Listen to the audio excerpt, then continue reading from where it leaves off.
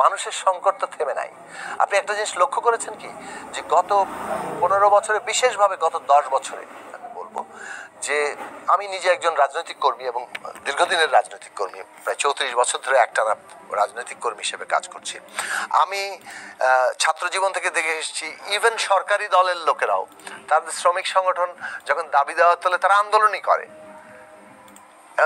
সরকারি যখন আওয়ামী লীগ ক্ষমতায় ছিল, বিএনপি ক্ষমতায় ছিল, তাদের শ্রমিক সংগঠন। কিন্তু গত 10 বছরে দেখলাম যারাই আন্দোলন করে প্রেস ক্লাবের সামনে এসে প্রধানমন্ত্রী আমাদের মা, প্রধানমন্ত্রীর কাছে যেন ভিক্ষা চাওয়া ছাড়া আর কোনো আন্দোলন নাই। আন্দোলন কিংবা জনগণকে একটা ভিক্ষুকের জায়গায় তারা নিয়ে গেছে, যে এটা তাদেরকে দয়া দাক্ষিণ্যের ব্যাপার। এখন তো মানুষের মধ্যে তো ওই একটা চেতনা না, মানে একটা মুক্তির জায়গা এসছে, মনে হচ্ছে যে না, এখন আমরা আমাদের মর্যাদা নিয়ে কিছু তুলতে পারবো। এখন প্রতিটি সেক্টরেই তো অসংখ্য সমস্যা, মানুষের বেঁচে থাকার সমস্যা, এবং প্রতিষ্ঠানগুলো মানে এমন অবস্থায় নিয়ে যাওয়া হয়েছে এগুলো আর চালার অবস্থায় নেই।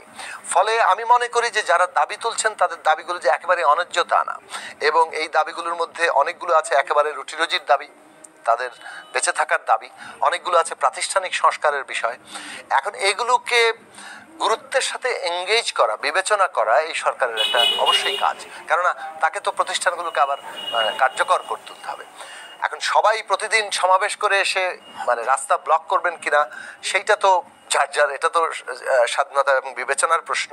কিন্তু আমি মনে করি যে, আমরা মনে করি যে সরকারের উচিত হবে এই বিভিন্ন শ্রেণী পেশা যে দাবিগুলো আছে সেগুলোকে এঙ্গেজ করা, তাদের প্রতি আহ্বান জানানো যে কিভাবে তারা দাবিগুলো পেশ করতে পারেন এবং কত দ্রুত তারা যে ব্যবস্থা নেবেন সেই ব্যাপারেও তাদেরকে আশ্বস্ত করা, যে এগুলো এরকম না যে একটা দাবি তোলা হলো আর বুড়ো আঙুল দেখিয়ে দেওয়া হলো। এইটা তাদেরকে বিবেচনার মধ্যে নিতে হবে, যৌক্তিক জায়গাগুলো